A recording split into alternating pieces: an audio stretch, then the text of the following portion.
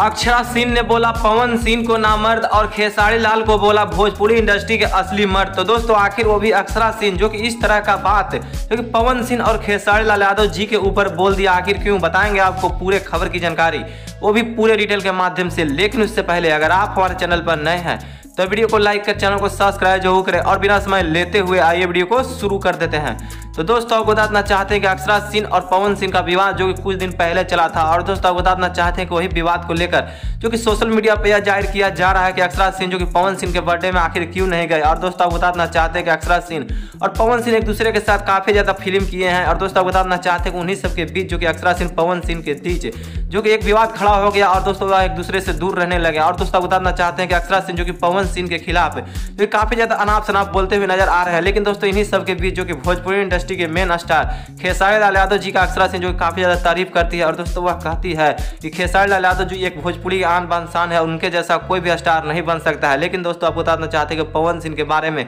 जो कि इतना ज्यादा खिलाफ हो गई है अक्षरा सिंह। लेकिन दोस्तों आपको जो लगता है आप अपने कमेंट बॉक्स में जरूर बताएगा। दोस्तों आखिर अक्षरा सिंह के इस तरह के बयान के बारे में आप क्या कहना चाहेंगे, आपको जो लगता है आप अपने कमेंट बॉक्स में जरूर बताएगा दोस्तों अक्षरा सिंह को लेकर।